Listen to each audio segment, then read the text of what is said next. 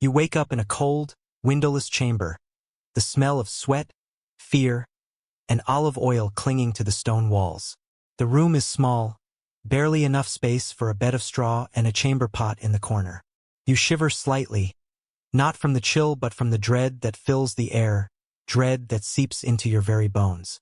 The dim light that filters through a small crack in the wall illuminates bruises that bloom across your ribs, the marks of a night that should not have been yours. The iron shackle around your ankle rubs against raw, cracked skin, a constant reminder of your imprisonment. Footsteps approach, heavy sandals scraping against the cold marble.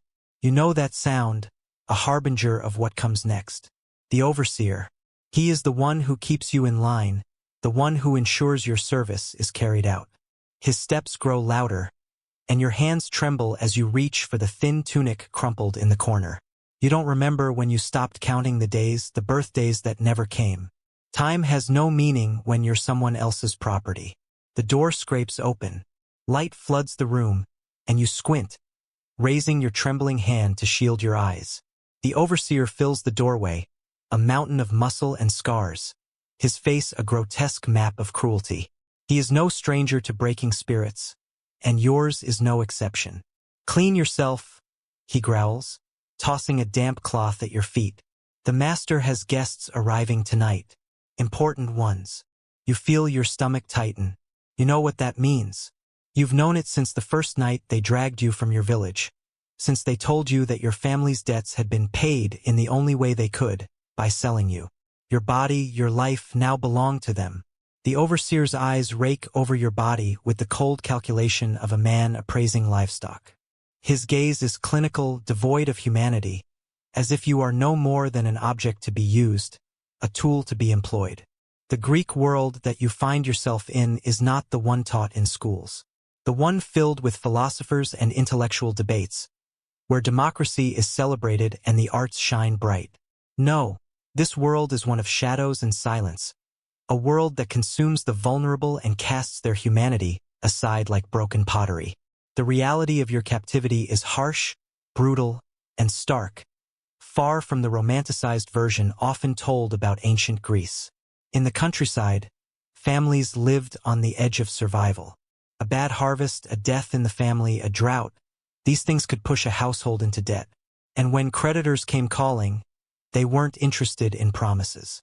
They wanted payment in flesh. Imagine, if you can, a small farming community nestled in a valley between olive groves. The houses are simple, made of mud, brick, and thatch. The earth beneath their feet is dusty and hard. Inside, families sleep together, huddled close for warmth, sharing the few belongings they possess. The children run barefoot, their laughter ringing out as they race between the houses. Life here is harsh, but it is life. It is what they know. But then comes the drought. The weeks stretch on, the sun relentless, beating down on the withered crops. The olive trees, gnarled with age, bear no fruit, and the barley fields turn brown. The wells that have provided for generations begin to dry up. The hunger grows, gnawing at the bellies of those who were once self-sufficient. Soon, the choices become unbearable. First, they sell their livestock, the goats, the sheep, everything that represented their wealth. When that is gone, they sell their jewelry, the few precious items passed down through generations. And when those are gone, they look at their children with a different kind of gaze. It is a gaze that acknowledges the price of survival. Then the slave merchants arrive. They come like vultures, sensing an opportunity, setting up in the village center with their chains and ropes. Their ledgers are filled with names, prices, and promises. They offer immediate payment for long-term contracts, 20 years of service for enough silver to keep a family fed through the winter.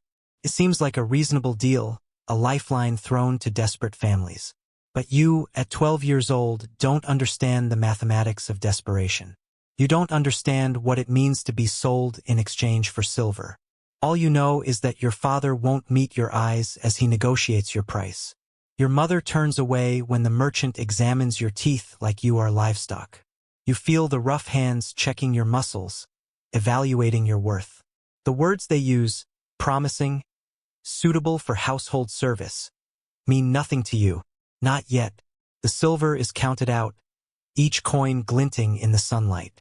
Your father's hands shake as he takes the money, but he takes it nonetheless. Your mother covers her face and weeps, but she doesn't stop the transaction. They tell you it's temporary, that you'll earn money and return home one day, a man wealthy enough to buy your own land, maybe even take a wife. They promise you will be treated well, that you will learn valuable skills, that this is an opportunity. The lies fall from their lips like honey, sweet but poisonous. The journey to the city is nothing short of a nightmare. You are chained, part of a human caravan. Dozens of boys and young men, linked together by iron and despair. You march through a landscape that might have been beautiful. Rolling hills covered in olive groves, coastal roads sparkling with the sea, mountain passes where eagles soar overhead. But none of it matters. Your world is now reduced to the length of chain between you and the boy ahead, the rhythm of your steps on stone, the growing certainty that you will never see your village again. At night, you are chained to stakes in the ground, lying on your side, listening to the muffled sobs of others, feeling the weight of the iron around your neck like a collar of fate. You don't understand yet, but you will soon.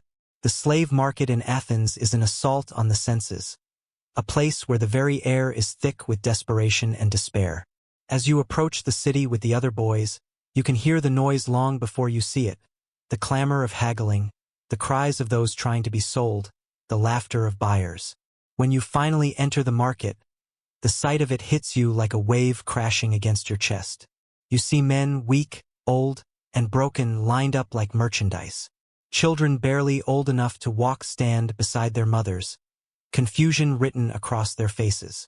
Old men, their bodies bent from years of toil, their value now measured by whatever strength remains in their aging muscles. Everywhere, buyers circle like vultures, pointing, discussing prices, their eyes appraising each person as if they were nothing more than cattle. You are washed and oiled before being placed on display. It's not out of kindness, but because clean merchandise fetches higher prices.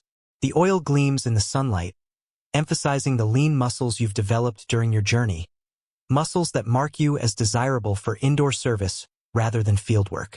The merchant, inspecting you with a detached air, notes your pleasing appearance and gentle temperament, words that mean something entirely different in this context. The bidding begins low but quickly rises, the voices of the buyers swelling with interest. You are not a person anymore. You are an object, a commodity to be traded for silver. You hear the clinking of coins, the low murmurs of men discussing the value of your body, and the laughter that fills the air when one man's bid overtakes another. The transaction happens quickly. The winner is a man named Lysander, a middle-aged man dressed in fine silk, his tunic dyed a deep purple that announces his wealth and status. His eyes linger on you in a way that sends a cold shiver down your spine. You can see that he already owns you before the transaction is even complete. Lysander owns a large household in the wealthy district of Athens.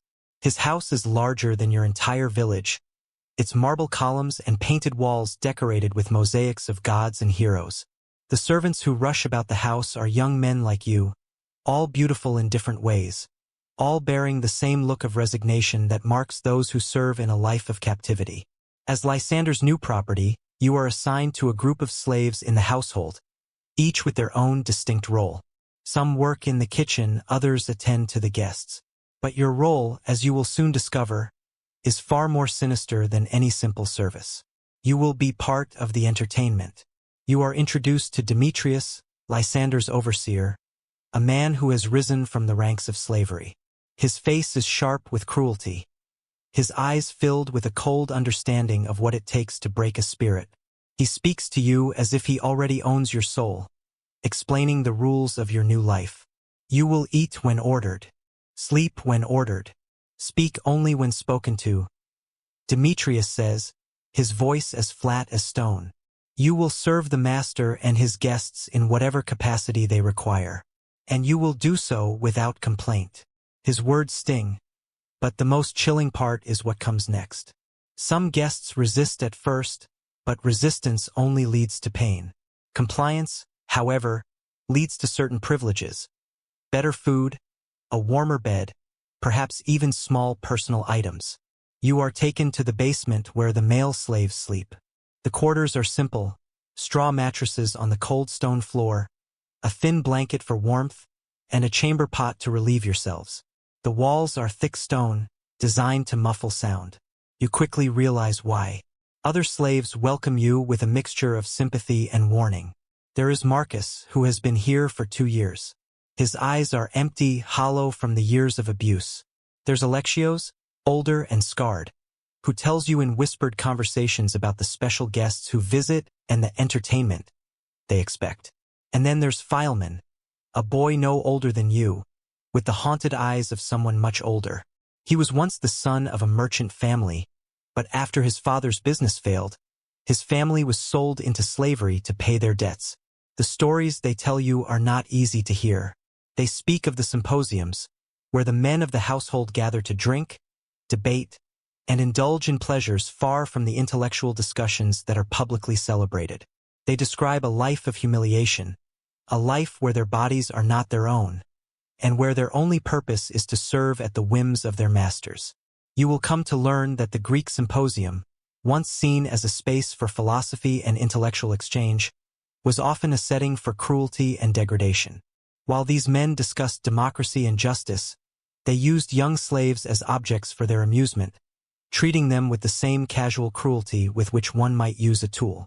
Marcus tells you, in a quiet, emotionless voice, that you will learn to anticipate the needs of the guests. You will learn what makes them angry and what keeps them pleased. You will learn how to avoid punishment and how to gain small, fleeting comforts. But it all comes at a cost.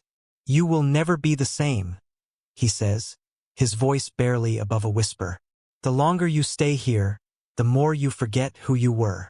The realization stings deep in your chest. You are not just a slave. You are a tool, an object to be used, and in time, forgotten. The Athenian slave market is a world unto itself, a space where the worst of humanity is laid bare. The sounds of clinking coins, sharp commands, and haggling voices fill the air, each noise a reminder that you are now nothing more than property. The market is bustling with life, but it is a life devoid of dignity. As you stand in the open, surrounded by rows of other captives, the weight of your situation bears down on you. The buyers, men in fine clothes, their faces cold with calculation, examine the slaves as if they were animals at a market.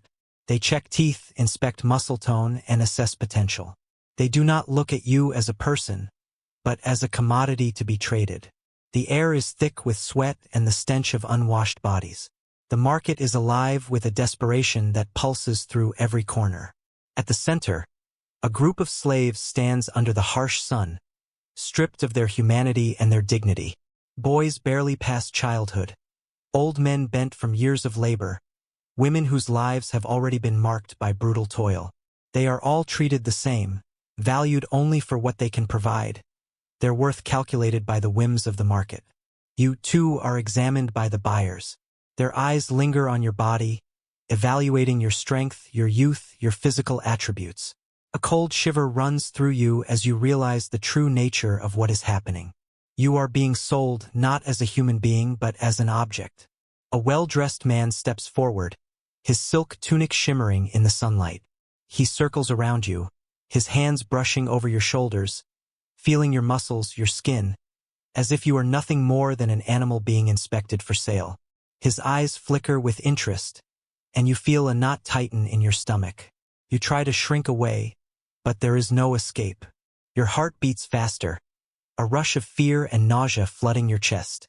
This is not how you imagined your life would unfold. This is not how anyone should live. The auctioneer calls out your price. The bidding starts low, but quickly rises as more buyers gather around. The sound of coins clinking against each other fills the air, and you feel your body tighten with fear. You are helpless.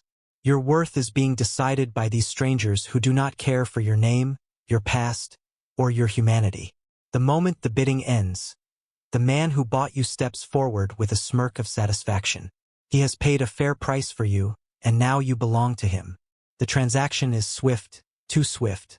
The only thing that marks the end of your time as a free person is the cold metal chain that is now placed around your neck, a visible reminder that you no longer belong to yourself. You are led away from the market, your heart pounding in your chest as the weight of what has just happened sinks in. There is no going back. You are trapped. As you are marched away from the market, you hear the sound of children crying, mothers wailing as their children are sold to distant lands. You look around at the others, at the men and women, the young and the old, all sold like livestock to the highest bidder. You are not the only one. And in that moment, you realize that this system, this brutal, heartless system, has no place for mercy. The slave traders lead you through the crowded streets of Athens, past towering buildings and noisy marketplaces.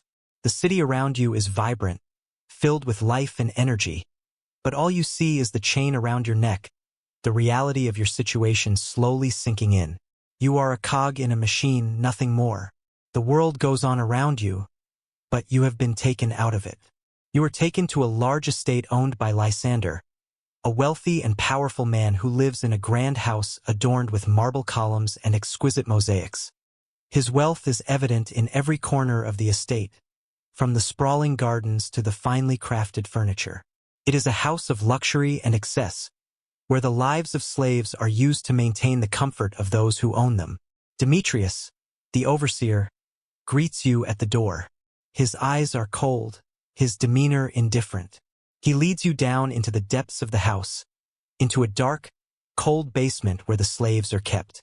The quarters are small, cramped, and grim, with only a thin mattress and a few blankets to offer any semblance of comfort. You are shown your new home, a tiny cell where you will sleep alongside the other male slaves. As you settle into your new life, you realize that the house operates as a well-oiled machine, each slave fulfilling a specific function in the household. The house may be luxurious, but it is built on the suffering of those like you. In time, you learn the true nature of the life that awaits you. You are not here to serve the master's needs alone.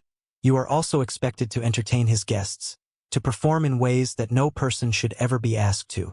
You are not seen as a human being, but as a tool, an object to be used for their pleasure, for their amusement. And as the days pass, you begin to understand the depth of the cruelty that awaits you. The true nature of your captivity will soon reveal itself. The grand house of Lysander is like nothing you could have ever imagined. The marble columns stretch high into the ceiling, catching the light of the sun that filters through the elaborate mosaics depicting gods, heroes, and scenes of victory. Every corner, every hallway is a testament to wealth, the floors polished to a shine, the furniture draped in rich fabrics. This is a house built for luxury, not for the people who live in its shadows. You are led through this house by Demetrius, the overseer, who is a harsh man with a calculating gaze.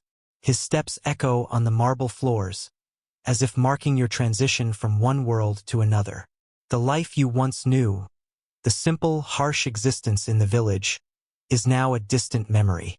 Here, you are no longer a person with a name, a family, a past. You are property. At first, it seems as though the house is a place of wonder. The rooms are vast, adorned with beautiful paintings and sculptures that speak of a life lived in indulgence. The guests, too, seem to live in another world, one of conversation, debate, and laughter. They discuss philosophy, the nature of democracy, and the great works of art and literature. They are educated, cultured, and yet, in their very presence, you feel the weight of your own degradation. These are the men who will shape the world with their ideas, and you, a young slave, are just a tool in their lives. You are quickly given your tasks. You are to serve the guests at the symposiums, these intellectual gatherings that take place regularly in the grand dining hall. At first, you stand by, offering wine, food, and refreshments, your every move calculated to please the guests. But it doesn't take long for you to realize that your role is more than just that of a servant. You are here to entertain. The symposiums themselves are a contradiction. They start with grand discussions on ethics, virtue, and the nature of justice. Men like Lysander, who wear the face of a philosopher, discuss the ideal society and the role of democracy in shaping a just world. But as the night goes on, and the wine flows freely, the discussions devolve. What began as a dialogue on virtue becomes an excuse for cruelty. These men, who claim to stand for the betterment of society, are the same ones who will use you, and others like you, for their amusement. Their lofty ideals, once so persuasive, now seem hollow, an excuse for what is, in reality, nothing more than exploitation.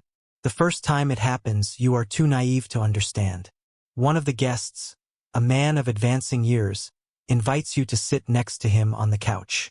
He speaks to you as though you are a fellow human being, asking you questions about your homeland, your family, your past. At first, it feels like a kind gesture, one that momentarily reminds you of your life before captivity. But then his hand rests on your shoulder, then slides lower, and you understand too late what his real intentions are. You try to pull away, but his grip tightens. His other hand moves to your chest, a touch that feels more like an assault than anything else. Around you, the other guests continue their discussions, seemingly oblivious to your suffering. Some glance over with idle interest, others are too drunk to notice. But in that moment, you understand something important. These men, the ones who speak of justice and virtue, are no better than animals. They see you as nothing more than a body to be used, an object to fulfill their desires. They are the same men who build societies on lofty principles while trampling on the lives of the very people they claim to protect. The overseer, Demetrius, watches with a look of approval as you are forced to comply. The more compliant you are, the more privileges you earn. Better food, a more comfortable bed, perhaps even a small trinket. Anything that can distract you from the reality of your situation. But these rewards come at a cost. You are not just performing physical tasks. You are being broken down piece by piece, your will eroded until all that remains is a hollow shell, a body that moves and obeys without question. The guests at Lysander's house are not concerned with your humanity. They do not care that you were once a child, that you had hopes and dreams, a family who loved you.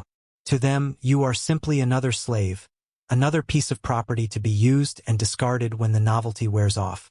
But there are those, like Marcus, who have been here long enough to know the truth.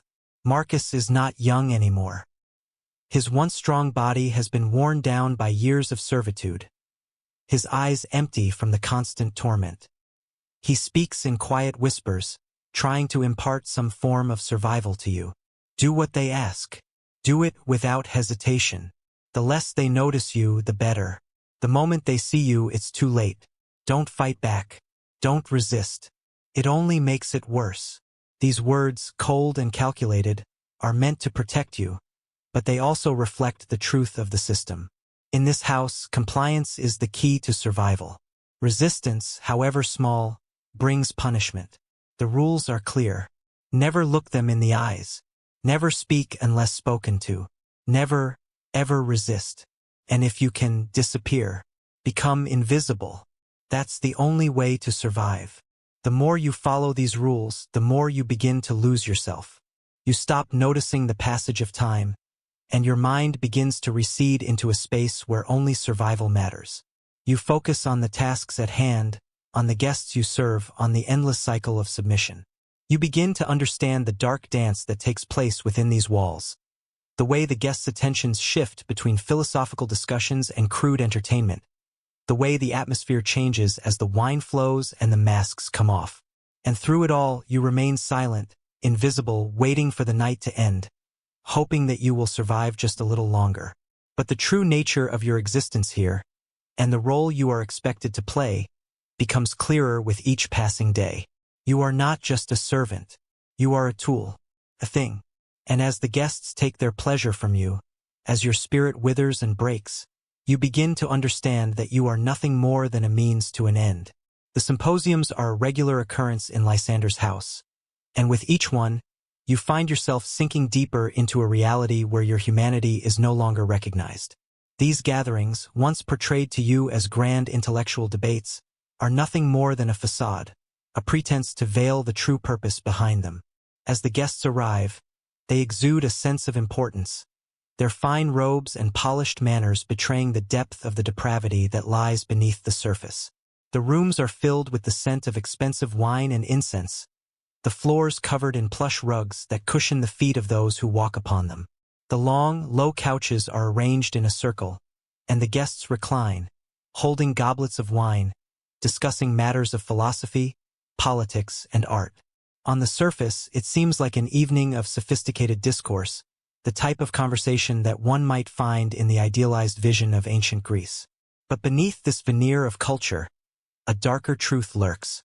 The philosophers who speak so eloquently about virtue and justice, the politicians who debate the nature of the ideal state, all of them turn into something else when the wine flows freely and the night drags on. The discussions shift from lofty ideas to crude boasts, from intellectual debates to careless, degrading acts. And that is where you come in. You and the other slaves, who are kept in the background during the early part of the evening, slowly become the center of attention as the night progresses. At first, it is subtle. You are asked to pour wine, to serve food, to clear away the dishes. These requests seem innocent enough, but the tone changes as the guests drink more, and the conversation grows louder and more insistent. You can feel the shift in the atmosphere, the subtle tension that begins to build, as if the guests are waiting for something more. They no longer speak of politics or philosophy. Their words are laced with a sense of entitlement, of ownership. They are no longer discussing abstract concepts. They are talking about you. You are the entertainment. You are the object to be used. And as the evening wears on, you begin to see the transformation in the guests. The men who spoke of democracy and virtue with such passion now take pleasure in humiliation, in degradation. It starts with simple requests. Bring me more wine, or serve me that dish. But soon it escalates. A guest asks you to kneel at his feet, to massage his shoulders, to feed him grapes from your hand. These are small, seemingly innocuous acts, but you know what they mean. Each one is a step deeper into the abyss of your degradation. Then one of the older men, his tunic decorated with rings, his face flushed with wine, motions for you to join him on his couch.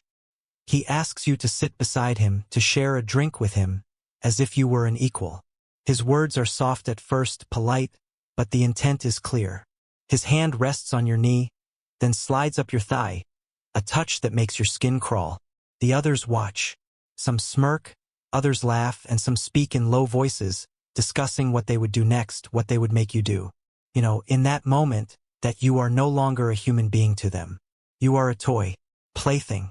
You exist to serve their needs, to entertain them in any way they see fit.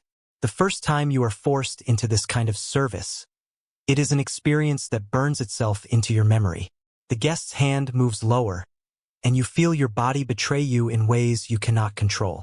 His grip tightens, and you try to pull away, but the laughter around you grows louder. They all want to see your reaction. They want to see how you break. Your protests are ignored. The laughter grows, a cruel, mocking sound that fills the room. No one speaks up. No one stops it. They watch as you are forced to comply, as your body becomes a vessel for their pleasure. This is not the philosophy of virtue, not the lofty ideals that were discussed earlier in the evening. This is the reality of their lives, the dark, twisted underbelly of a society that prides itself on intellectual superiority while treating others as mere objects to be used. The cruelty of the symposium is not just physical. It is psychological. As you lie in your small, dark cell that night, the sound of the laughter still echoes in your ears, reverberating in your mind like a wound that will never heal.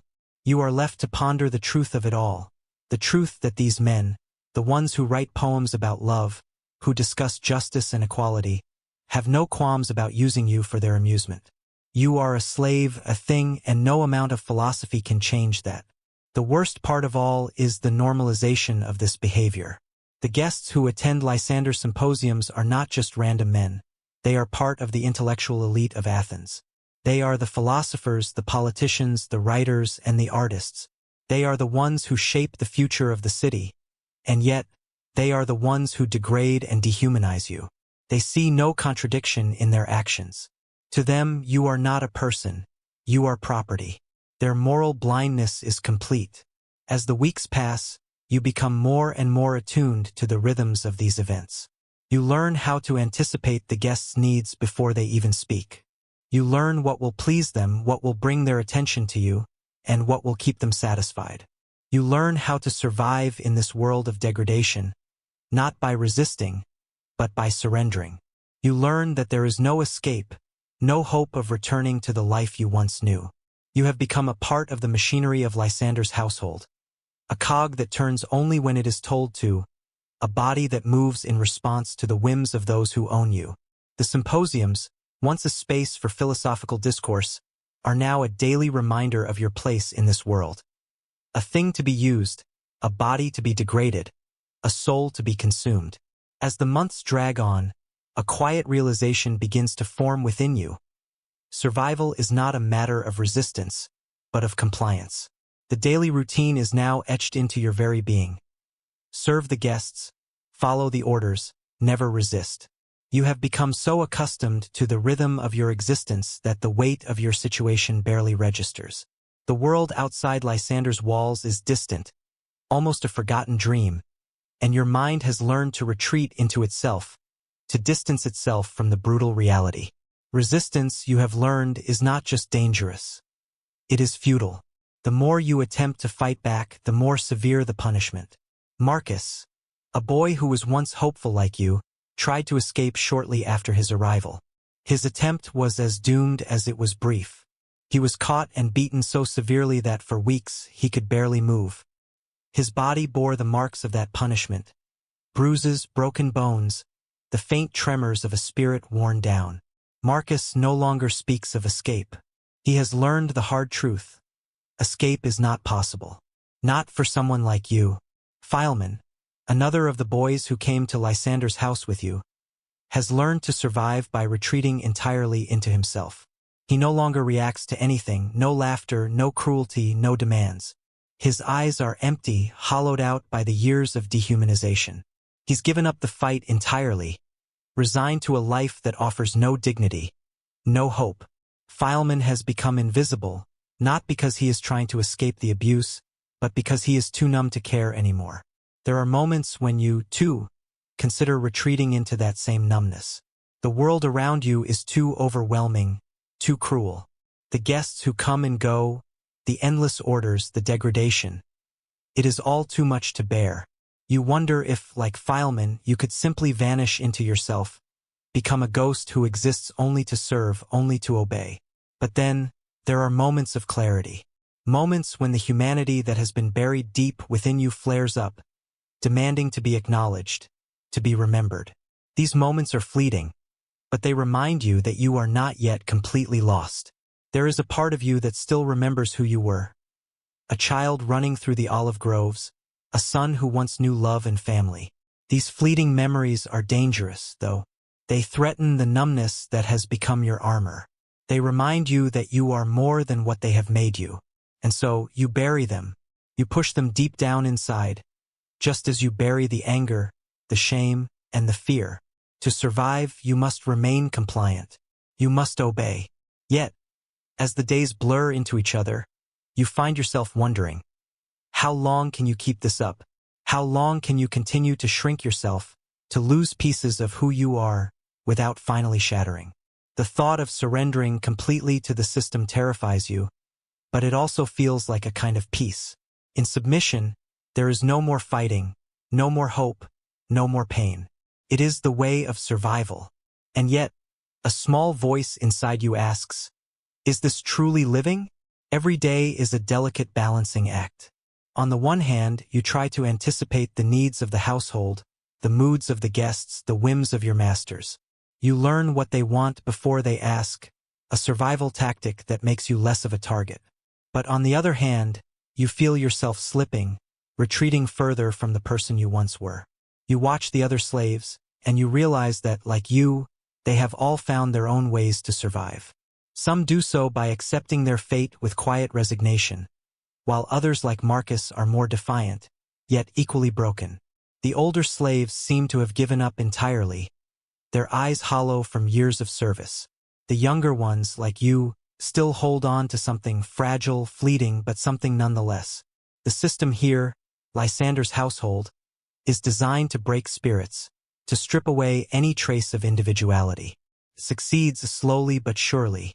Each day is an incremental step toward a life of absolute submission, a life where you do not exist for yourself, but only for others.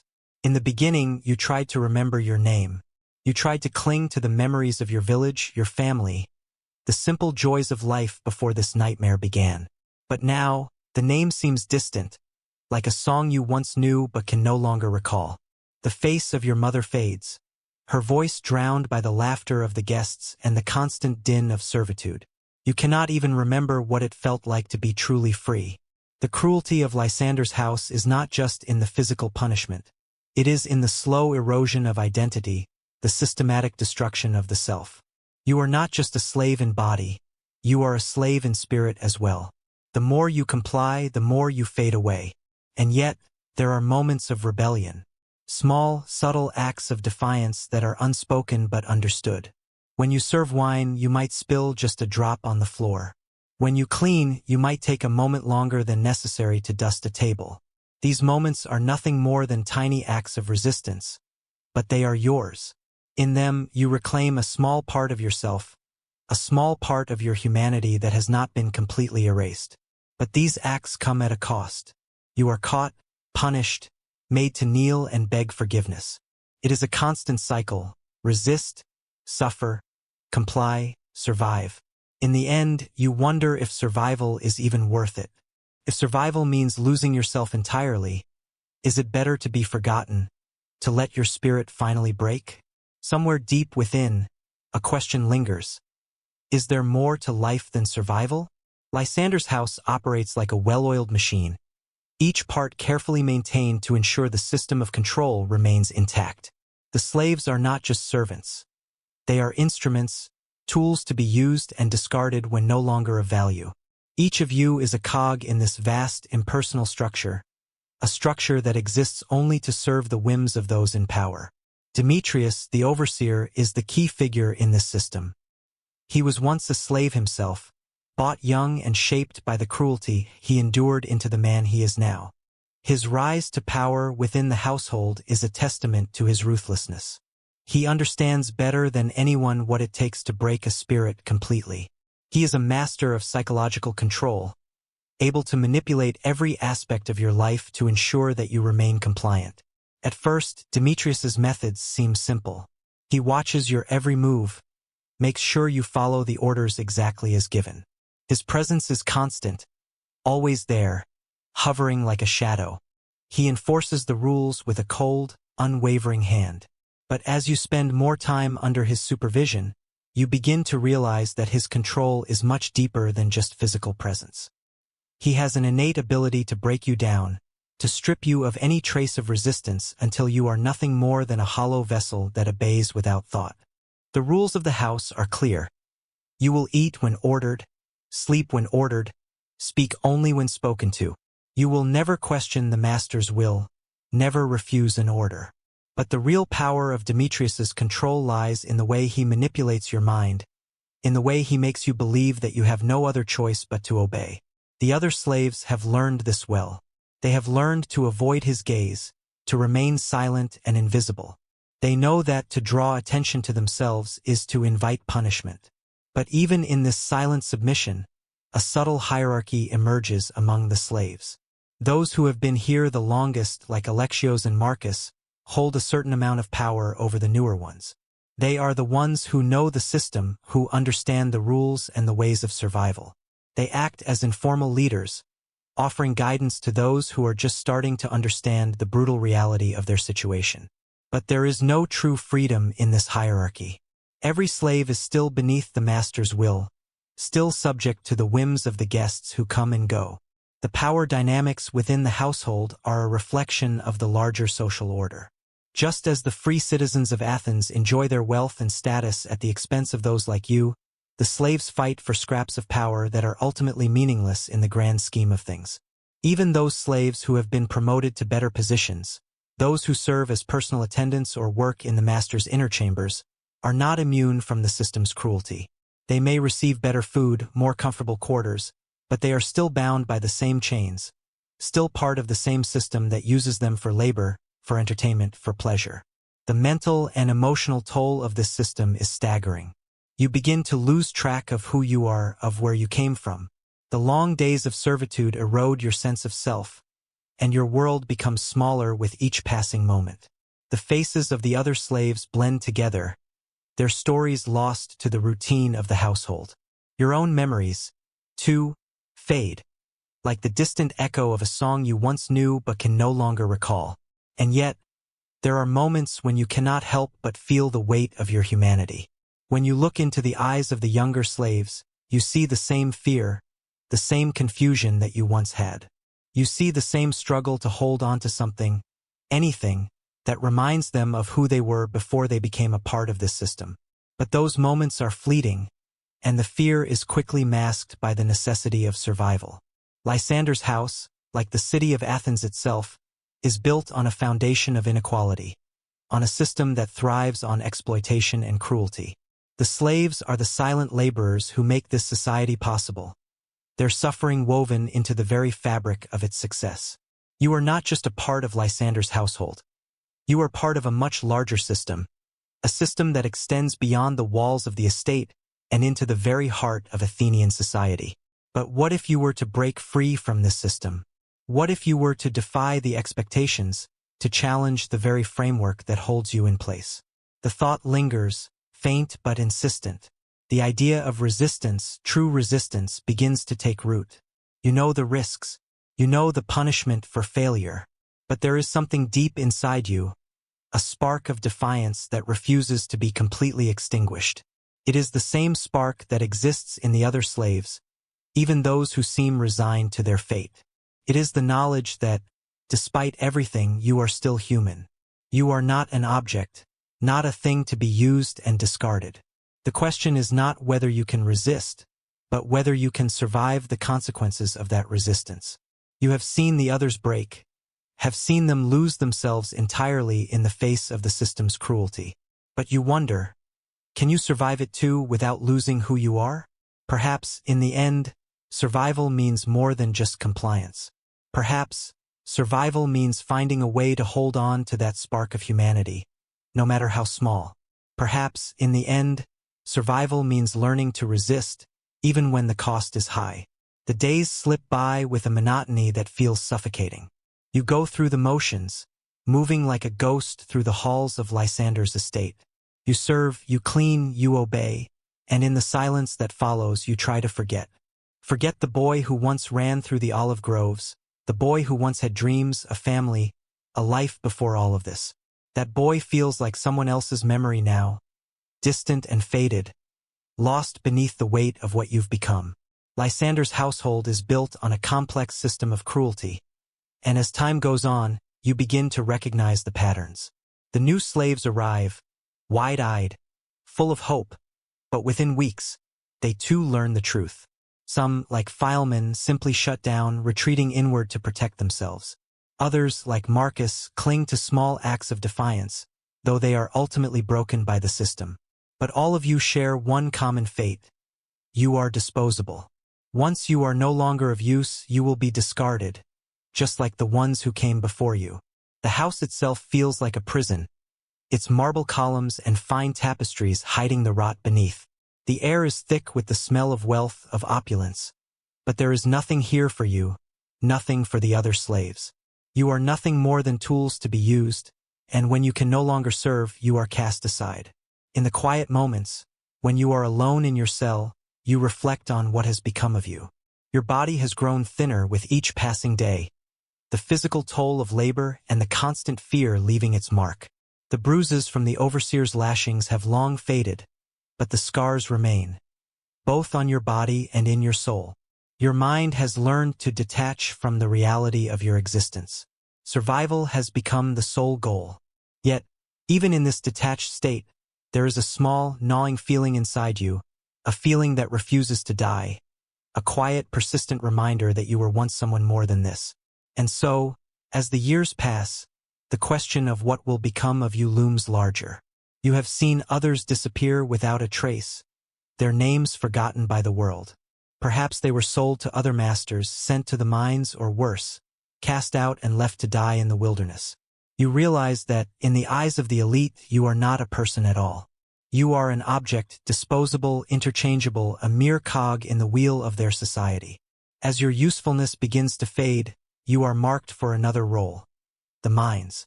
It is not the immediate death of execution, but it is death all the same. The mines are where slaves go to die slowly. The air is thick with dust, and the tunnels are narrow and unstable, prone to collapse without warning. The labor is grueling, and the life expectancy of a slave in the mines is measured in months, not years. The idea of being sent to the mines does not fill you with fear. It fills you with a strange sense of resignation. You have already been broken in so many ways. Your body is no longer yours. It has become a vessel for survival, a tool to carry out the tasks set before you. Your spirit, too, has been worn down, molded into something unrecognizable. But then, one night, something changes.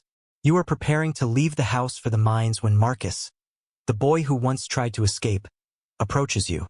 His face is different now, older, worn by the years, but there is something in his eyes, a flicker of life, a kind of quiet strength that you haven't seen in a long time. He presses something into your hand.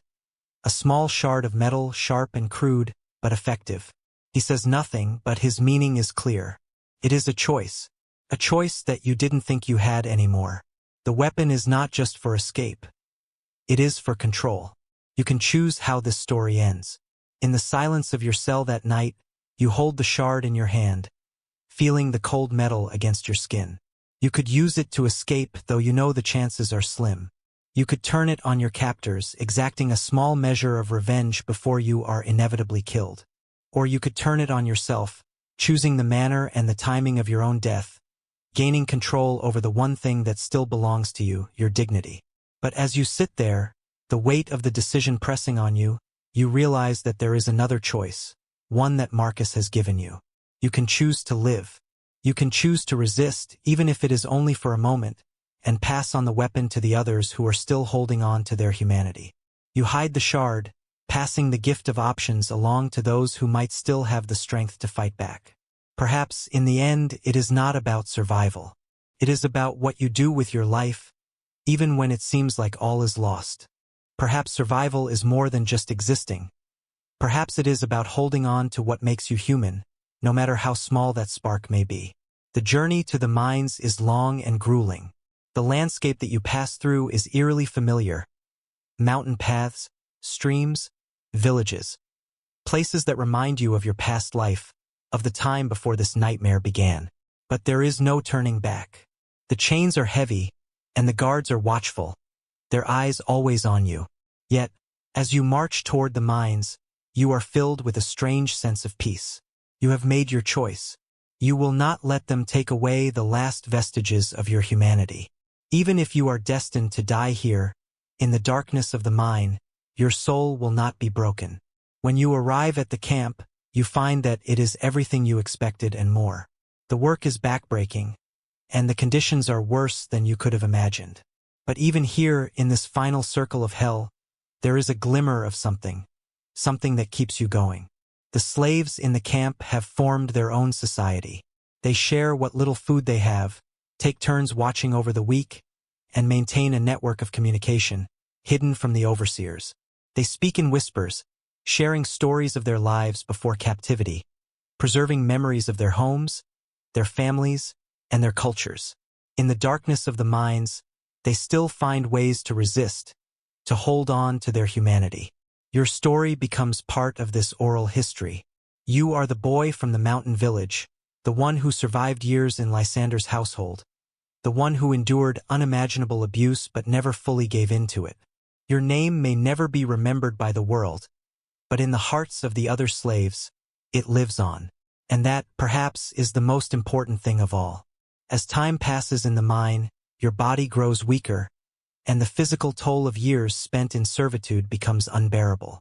The dust, the heat, the backbreaking labor, it all merges into a fog of exhaustion.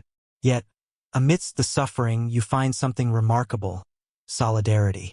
The slaves here are different from those you served in Lysander's house. They are broken, yes, but they are not entirely defeated. There is a quiet defiance that lingers in the air, a sense that even in the face of overwhelming hardship, some part of their spirit refuses to die. They tell stories, share memories, pass on traditions from their homelands, whispers in the dark that connect them to the lives they once had, and to each other. You listen to them as they speak of their families, of the villages they came from, of the cultures that were taken from them. Their stories, though filled with pain, are also filled with resilience. These are the voices of those who have been forgotten by history, but who are not forgotten by each other. In the mine, they have built a community, a makeshift family that looks after one another in the only way they know how. But the work is relentless, and the mine itself is a tomb. The tunnels are narrow and unstable, prone to collapse at any moment. The air is thick with dust, the claustrophobic darkness closing in as you dig deeper into the earth, the sweat dripping down your face and mixing with the grime. The overseers are cruel, their whips cracking in the air, their laughter echoing through the tunnels. They keep you and the other slaves in line with a combination of fear and violence. Every day is a battle to survive, and every day you wonder how much longer you can endure. You are no longer the boy who once ran through the olive groves, the boy who once had dreams of a life beyond servitude. That boy is long gone, buried beneath years of abuse and despair.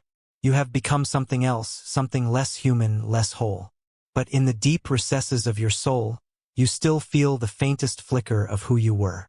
It is fragile, barely there, but it is enough to keep you going.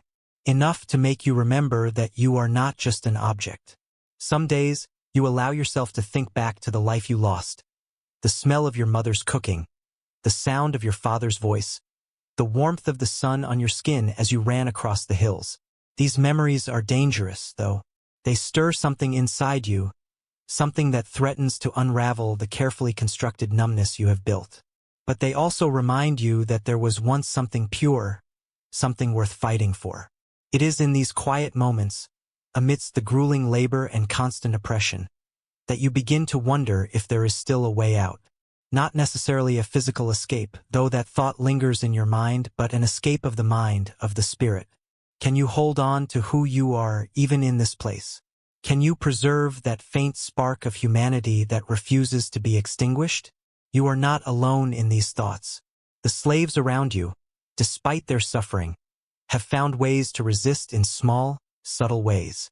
They share food when they can, protect one another, and hold on to their identities, even when the overseers try to erase them. Some of the older slaves, those who have been here the longest, have a wisdom about them. They know how to survive not by fighting back, but by learning to endure. They have learned the hard truth that survival is not about defiance. It is about patience, and it is about preserving what is left of your soul. But as the days blend together, you begin to realize that survival itself may not be enough. The question becomes not whether you can continue to endure, but whether you want to. Is there more to life than simply existing? The thought of surrendering completely, of allowing the mind to claim you as it has claimed so many others, feels like a form of release.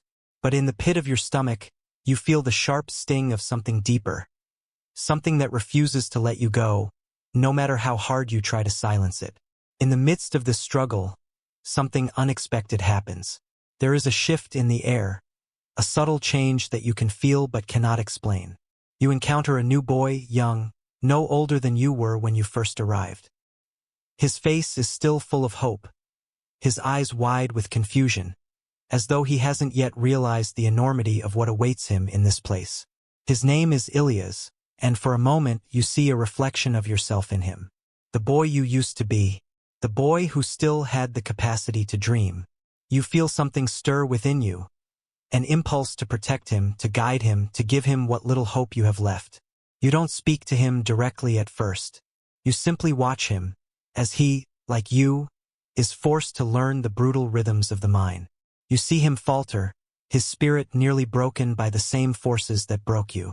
But you also see something in him, a strength, a defiance, that you had almost forgotten existed. One night, as the work ends and the other slaves settle into their makeshift beds, you sit next to Ilias in the corner of the camp. He is exhausted, his body bruised from the day's labor, but there is still a spark in his eyes. You begin to talk to him softly, quietly, about the world outside the mines, about the life he once had, about the things worth remembering. You are not just a slave. You tell him, your voice barely above a whisper. You are more than this. They want to take everything from us, but they can't take who we are. Ilias looks at you, confusion still clouding his eyes, but a flicker of understanding passes through them. Maybe, just maybe, he is starting to see it too. You may not have the strength to escape, to break free from the chains that bind you, but you can still remember. You can still resist in the smallest of ways. And in that, perhaps, there is a kind of freedom. The mine is a place where time moves in slow, suffocating waves. The oppressive air, the constant clattering of pickaxes against stone, the dry, choking dust. Everything blends together into an overwhelming weight. But amid the hardship, the deep, unrelenting toil, a new sense of resolve takes root within you.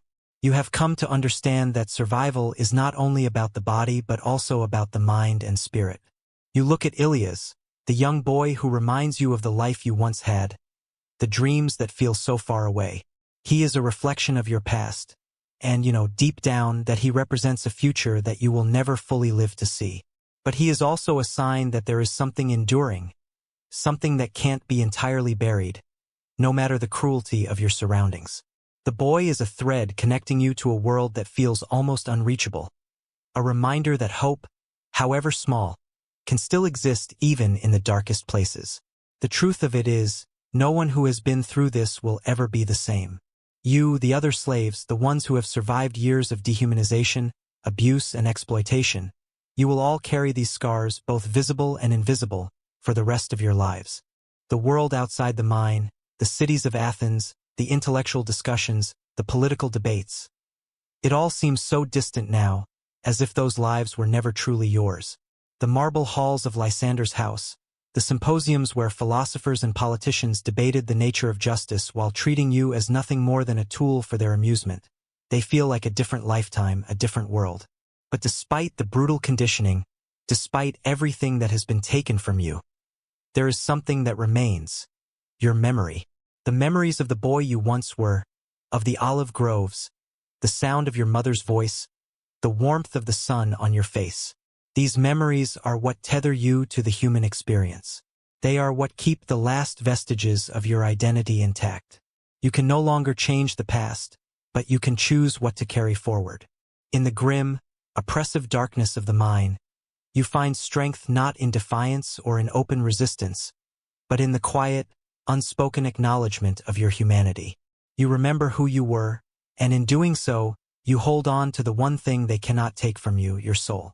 The mines will eventually claim you, just as they claim all who are sent there.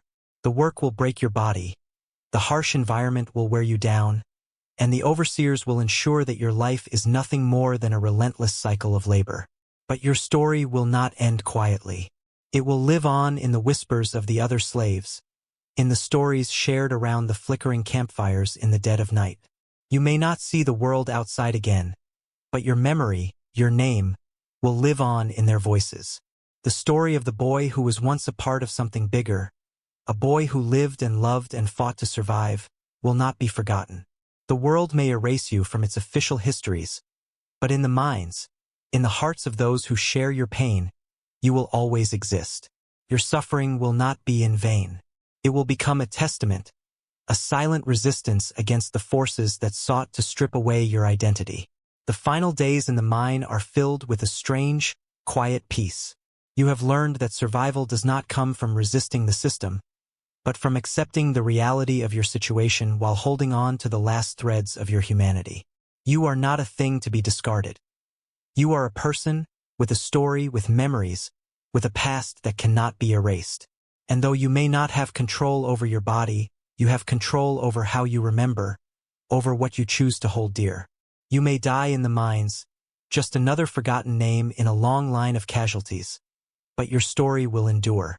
It will echo through the generations, a reminder of the darkness that once defined the world, and a testament to the light that can still exist, even in the deepest, darkest places.